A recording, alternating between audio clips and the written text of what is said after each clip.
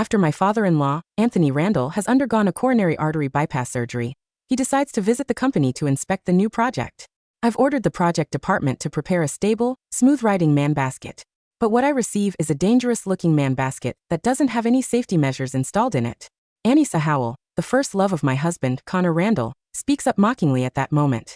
Since your junk-collecting dad wants to collect more junk in the construction site, it's only natural that I, the person in charge of this project, hold the fort for Mr. Randall. Then again, I've always been a soft-hearted person. This man basket might be malfunctioning, but it's perfectly adequate to send you guys to your destination. Realization dawns on me immediately. Anisa must have mistaken Anthony as my actual dad, who works as a farmer in the countryside. I'm about to explain to her that Anthony has just undergone a heart surgery and cannot suffer from any emotional distress caused by any factors, including tall heights. But Anisa quickly commands her workers to shove us into the man basket before pulling down the lever, which will cause it to ascend rapidly. Poor Anthony has gone deathly pale from the fright. He keeps clutching at his chest hopelessly the whole time.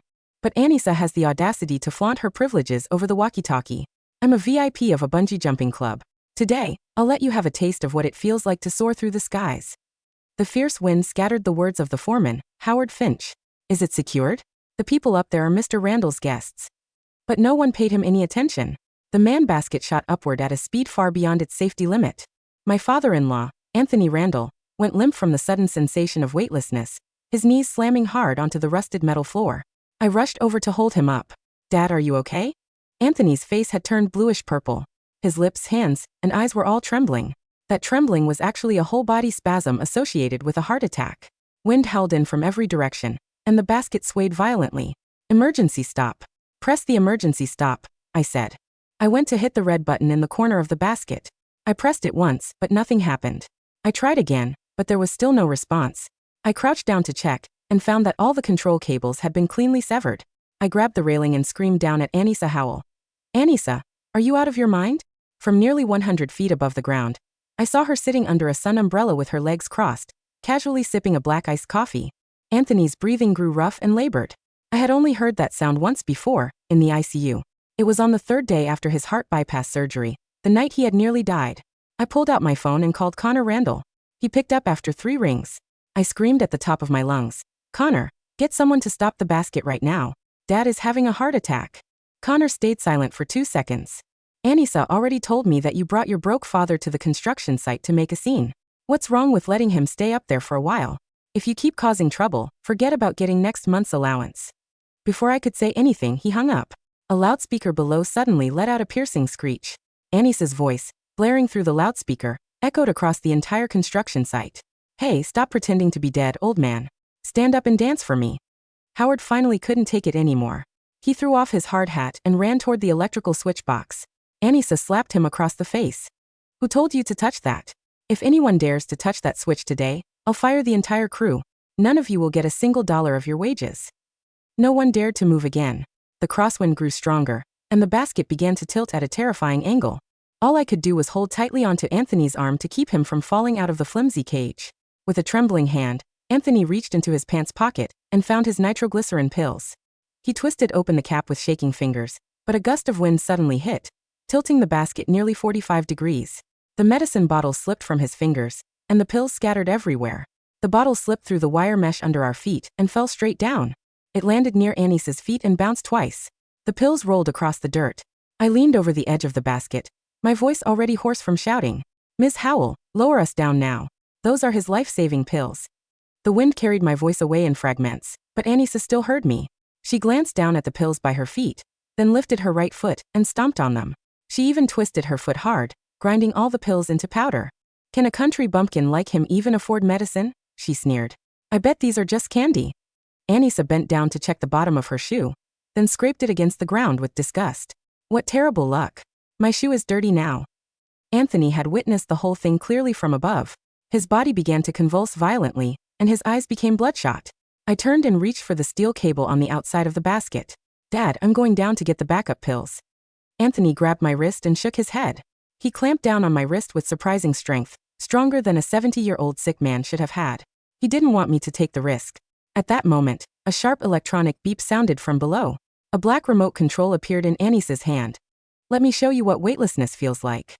The basket's brake was released remotely.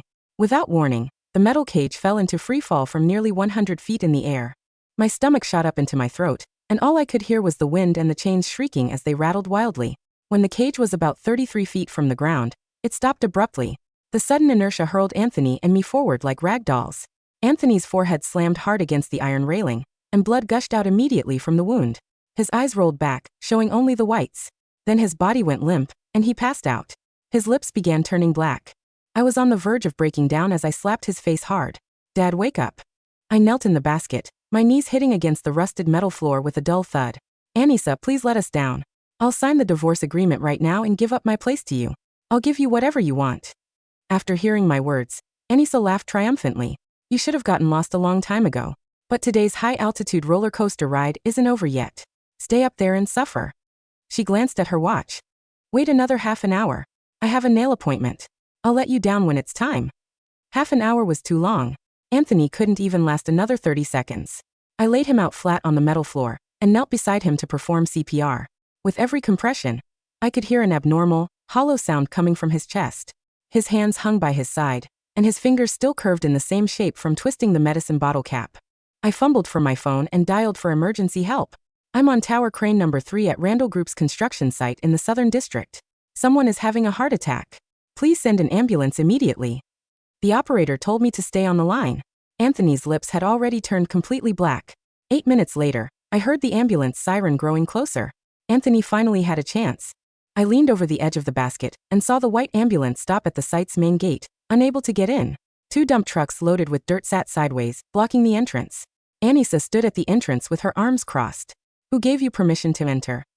The paramedics jumped out of the ambulance and rushed forward with their medical kits. "We have a patient in cardiac arrest. Please move aside." Anisa didn't even blink. "This is a restricted Randall Group construction site. Outside vehicles need approval to enter. Your tires are filthy. If you track dirt onto the site, who's going to clean it?" The lead paramedic's eyes turned red with anger. "Do you realize you're killing someone?" Anisa pulled a stack of cash from her pocket and threw it straight at the paramedic's face. "It's just some old man from the countryside pretending to be dying. You people are making a huge fuss over nothing. This money is enough to cover his medical bills. If you delay Randall Group's construction schedule, can you even afford the losses?" The bills scattered in the wind, but no one picked them up. The dump trucks didn't move an inch. In the end, the paramedics had no choice but to carry the stretcher and medical kits over the nearby wire fence. The construction site was huge. It took 6 or 7 minutes just to run from the gate to the basket, but the critical window for resuscitating a cardiac arrest patient was only 4 minutes. From above, I watched the paramedics run desperately across the massive site, weaving around scaffolding and jumping over ditches. 5 minutes passed. I continued performing CPR on Anthony mechanically, but his chest no longer showed any response. Anisa unhurriedly pressed a button on the remote control, and the basket began to descend. It wasn't a smooth descent. Instead, the basket plunged into a sudden free fall. The entire metal cage crashed to the ground, sending dust and gravel flying everywhere. The impact sent me sprawling across the floor of the basket. I scrambled out of the basket, dragged Anthony out, and laid him flat on the ground. His forehead was still bleeding, but the color of the blood was no longer bright red. It had turned dark red, almost black. 2 paramedics finally reached us. The lead paramedic crouched down and felt for a pulse at Anthony's carotid artery. Then he looked up at me and slowly shook his head. "His pupils are dilated. This is sudden cardiac death. I'm sorry. He's gone." My hands were still frozen in the compression position, suspended midair. It felt as if all the sounds around me had suddenly vanished. Then I heard a sound that felt both distant and close, rising from my own throat. I held Anthony's body as it slowly grew cold and let out a wail. Anisa stood about 10 feet away, covering her nose as she stepped back. "He's dead, so what? Why are you screaming like that? You sound like a maniac. This is such bad luck." When Anisa saw that Anthony was indeed dead, she showed no fear at all. Instead, her expression was full of contempt and disgust. She started bossing the nearby workers around. "This old man died on our construction site just to extort us and bring us bad luck. You guys, go grab the filthiest tarp you can find on this site and cover up this old man. I don't want to look at him. Then call a tow truck and get him taken to the crematorium to be burned right away." The workers glanced at one another, and none of them dared to move. Anisa couldn't be bothered to spare me another glance and turned away to touch up her lipstick. 20 minutes later, a black Maybach pulled up at the entrance of the construction site. Connor stepped out of the vehicle. He wore a crisp suit and held a blue Tiffany paper bag. Anisa jogged over and threw herself into his arms. "Mr. Randall, you're finally here. You have no idea what happened. Your wife brought her broke old dad to the site to cause trouble. When he couldn't squeeze any money out of us, he lay on the ground and pretended to be dead just to scare me. My heart nearly gave out. Connor looked down and smoothed her wind-tousled hair. Then he looked toward me, or rather at the shape covered by a dirty tarp beside my feet. He walked over, stood beside the tarp, and glanced down. The tarp didn't fully cover the body, and one hand stuck out. A watch rested on that wrist. It was from the Patek Philippe Nautilus series, and only 50 pieces were ever produced worldwide. Yet Connor didn't notice the watch. He stepped directly onto that exposed hand. He looked down at me, his gaze cold. Listen carefully. Not only are you useless, but your dad is also a scheming old fraud. Sign the divorce agreement and get out right now. Don't dirty my property with your disgusting father. I stopped crying and lifted my head, staring at his foot on Anthony's hand. I spoke slowly and deliberately. You're stepping on your own father. Connor froze for a moment. Then he burst out laughing as if he had just heard the most ridiculous joke in the world. Sylvia Bradford, are you out of your mind? Or has grief completely fried your brain? My dad is doing just fine at a top-tier care facility in Urena. Does a country bumpkin like your dad even deserve to pose as my dad? Before he could finish speaking, the roar of engines echoed in the distance. It wasn't just one car that arrived, but more than a dozen. A row of black Hummers rolled in like a steel serpent along the road, ramming through the dump trucks blocking the entrance. The security guards tried to stop them, but the man in black at the front flashed a badge. At a glance, the guard's knees buckled. The convoy stopped in a semicircle at the center of the construction site. The door of the vehicle in the middle swung open, and a middle-aged man in a gray suit scrambled out in panic. I recognized him. He was the Randall family's head butler, Martin Duffy. Martin ran to the tarp and dropped to his knees with a thud. With trembling hands, he yanked away the filthy cover, revealing Anthony's face, which remained majestic and familiar despite being covered in blood. Mr. Randall, look. This is Mr. Randall Sr., Martin said. Connor's laughter stopped abruptly. He stared at the face of the man he had looked up to for 30 years. The Tiffany bag slipped from his grip and hit the ground with a dull thud. A diamond necklace slid out of the box and landed in the dust. His knees began to shake, and then he collapsed to the ground. The air at the construction site seemed to freeze into solid ice. Connor sat on the dust-covered ground, his legs utterly powerless. His gaze moved down from Martin Duffy's terror-stricken face to the lifeless body lying under the dirty tarp. Slowly, agonizingly, his eyes landed on the pale, bruised hand sticking out from the hem of the fabric, the very hand his shiny Italian leather shoe had just stomped on. On the wrist sat the limited edition Patek Philippe Nautilus. Connor had personally watched his father unbox it 2 years ago when the company hit its $100 billion valuation. Dad. Connor's voice was a ragged, squeaking gasp, as if someone were strangling him from behind. No. This is a trick. Sylvia, what kind of sick game are you playing? He scrambled forward on his hands and knees, dragging his suit pants through the mud and lunged toward the tarp. His shaking hands pulled the dirty plastic back. Anthony Randall's face was stone cold. The blood from the forehead gash had dried into a black, jagged line across his cheek. His eyes were half open, staring fixedly at the gray, overcast sky. The sky Anisa had forced him to soar through less than an hour ago. Dad, wake up. Connor screamed, grabbing Anthony's shoulders and shaking the lifeless body violently. Stop joking with me. You were in Urena. You were at the private recovery villa. Why are you here? He was here because he wanted to see the flagship project his son was supposed to be managing, I said. My voice was completely flat, drained of any emotion, sounding like it belonged to a ghost. He took a private jet back yesterday morning. He didn't want to disturb your work, so he asked me to accompany him. Here quietly. Connor's head snapped toward me, his eyes wide, bloodshot, and filled with a frantic, unhinged denial. You lied to me. You told me you brought your country bumpkin father. I never said that, I replied quietly, looking down at him. Anisa said it.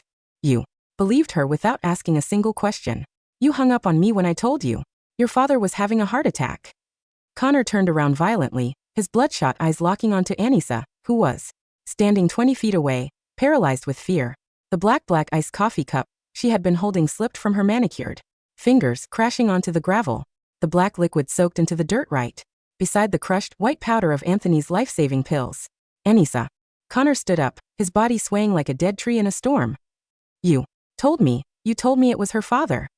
Anisa's face was as white as a sheet. She took 3 quick steps backward, her high heels sinking into the mud. Connor. I didn't know. How could I know?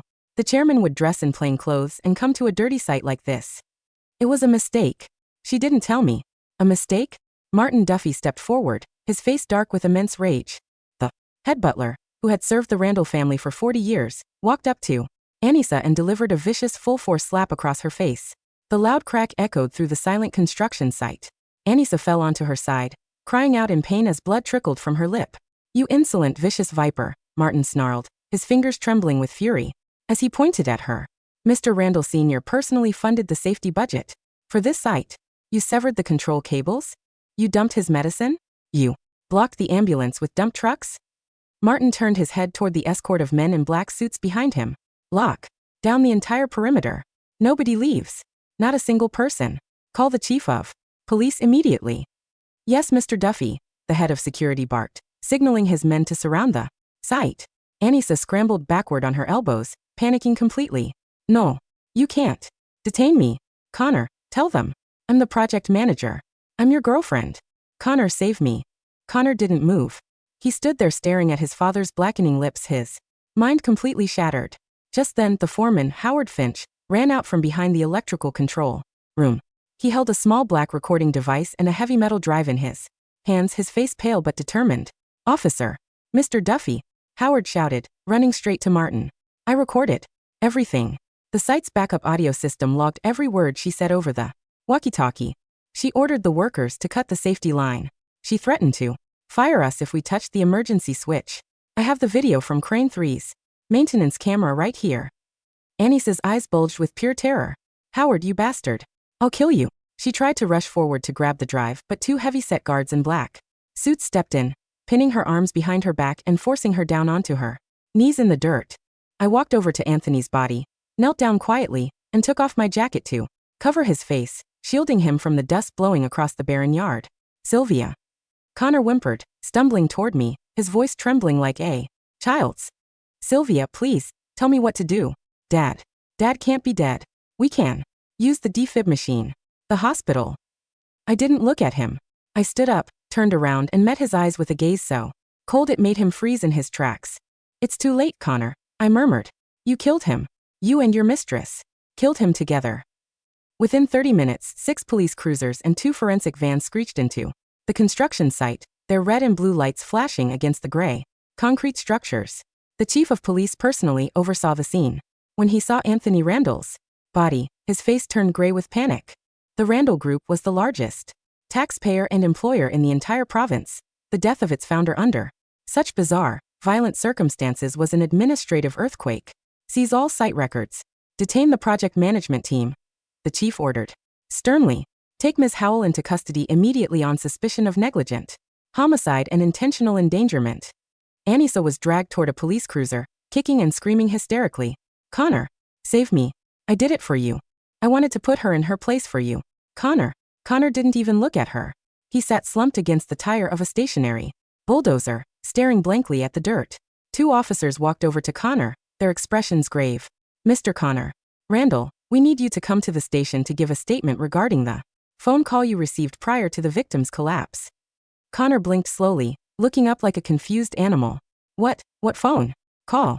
"The audio logs from Mrs. Randall's phone show she called you 3 times during the incident, explicitly warning you that Chairman Randall was suffering a cardiac arrest," the lead investigator said coldly. "We have the carrier recording of your response." Connor's face drained of what little color it had left. He remembered his own words clearly. What's wrong with letting him stay up there for a while? If you keep causing trouble, forget about getting next month's allowance. He had condemned his own father to death for the sake of an allowance threat. No, I didn't know. I thought." Connor stammered, tears streaming down his face as the officers pulled him to his feet and led him away toward a patrol car. I accompanied the forensic van to the Central Medical Examiner's facility. Martin Duffy sat beside me in the rear of the escort sedan, holding a sealed black leather briefcase. "Mrs. Randall," Martin said softly, his voice thick with repressed grief. "The chairman knew his surgery carried high risks. Before he went into the operating room 3 weeks ago, he drafted a set of contingent legal instruments with the family's senior legal counsel." He opened the briefcase and pulled out a thick document bound in blue velvet. "What is this?" I asked, my voice barely audible. "It is Chairman Randall's living trust and final estate directive," Martin explained, handing it to me with both hands. He knew Connor was reckless and irresponsible. He knew about Mr. Connor's secret financial diversions to Ms. Howell's offshore accounts over the past year. My fingers tightened around the velvet cover. Dad knew. He knew everything, Martin sighed, wiping a tear from his eye. The chairman told me that you were the only person in the family who possessed genuine integrity and care for the company's workers. He stipulated that if anything happened to him, 51% of the voting shares in the Randall Group, along with all primary estate real estate, would transfer immediately into a private trust managed solely by you. I stared down at the document. Inside on the final page was Anthony's familiar, sarphandrauting. To my daughter Sylvia.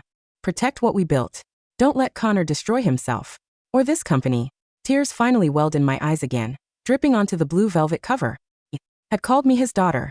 He had trusted me more than his own flesh and blood. Where is the original copy of the divorce agreement Connor tried to force me to sign? I asked quietly. In Mr. Connor's office safe, Martin replied. He had his personal lawyer draft it 2 days ago, stripping you of all marital assets. Good, I said, wiping my eyes and letting my gaze harden into ice. Tell the legal team to prepare a full corporate audit of all accounts managed by Connor and Anisa over the past 3 years. I want every penny accounted for. By 8 o'clock the following morning, news of Anthony Randall's tragic death had broken across every major news outlet in the country. Tragedy at Randall Group. Founder Anthony Randall passes away during site inspection. Project manager Anisa Howell detained for homicide under indifference. Randall Group shares fall 10% in early trading. Emergency board meeting called. Inside the grand boardroom on the 80th floor of the Randall Tower, 30 senior board members and regional directors sat in nervous, hushed silence. Connor sat at the head of the table, his eyes bloodshot, wearing a hastily pressed black suit. He had been released on bail early that morning after his legal team argued he was not physically present at the scene of the crane incident. Beside him sat his personal attorney, Julian Vance, who was shuffling a stack of emergency executive succession papers. Everyone calm down. Connor slammed his hand on the table, trying desperately to project an air of authority, though his voice shook visibly. My father's death is a tragic accident. But as his only son and the legitimate heir of the Randall family, I am taking over the position of acting chairman effective immediately. A few board members exchanged uncomfortable looks, but nobody spoke up. Connor was, after all, Anthony's only biological child. Attorney Vance read the emergency succession clause. Connor ordered, adjusting his tie with trembling fingers. We need to stabilize the stock market. Right now. Of course, Mr. Randall. Attorney Vance stood up, clearing his throat. According to the standard family line of succession. Bang! The heavy double mahogany doors of the boardroom were pushed open. I walked in, dressed in a sleek, tailored black morning suit, my dark hair pulled back neatly. Behind me walked Martin Duffy, accompanied by 4 senior partners from the city's largest corporate law firm, including the chairman of the Bar Association, Marcus Sterling. Connor's face darkened instantly. Sylvia? What are you doing here? This is a high-level board meeting. Get out before I have security throw you out. I didn't answer him. I walked straight down the center aisle, the crisp sound of my heels echoing off the marble floor, and stopped right across from him at the opposite end of the long mahogany table. Attorney Marcus Sterling stepped forward, opening a leather dossier and placing it on the central projector. Gentlemen of the board, Attorney Sterling's deep voice filled the room. I am Marcus Sterling, personal legal counsel to the late chairman Anthony Randall.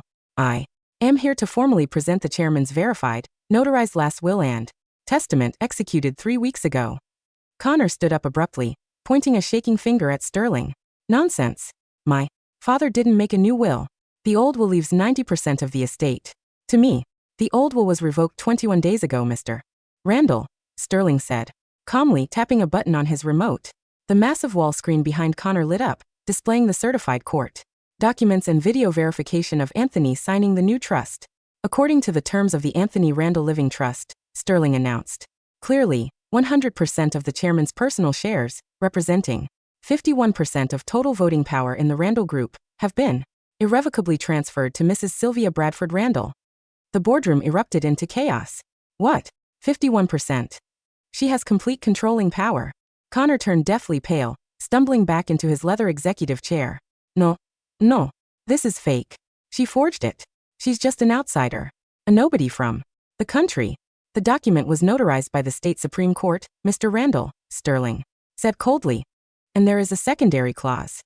Sterling looked directly at Connor, his eyes filled with professional contempt. In the event of Chairman Randall's death, if Mr. Connor Randall is found to have engaged in gross negligence, marital infidelity, or corporate embezzlement, His personal executive privileges are revoked immediately, and he is to be removed from all board seats. I leaned forward, resting my hands on the polished wood of the table, looking Connor dead in the eye. Connor Randall, I said, my voice cutting through the noise in the room like a frozen razor. You are fired. Connor stared at me, his mouth opening and closing soundlessly like a fish out of water. You can't fire me, he whimpered, looking around at the board members frantically. Uncle Thomas, Director Chun, say something. I'm a Randall. She's just a woman I married out of pity. Director Chun, an old veteran of the company who had worked beside Anthony for 30 years, stood up slowly. He looked at Connor with utter disgust. Pity? Director Chun sneered. Connor, we all watched the police press conference 2 hours ago. The police released the audio recording from crane number 3. Director Chun pressed a button on his tablet, and the boardroom speakers played the crystal-clear recording of the walkie-talkie audio from the construction site. I'm a VIP of a bungee jumping club.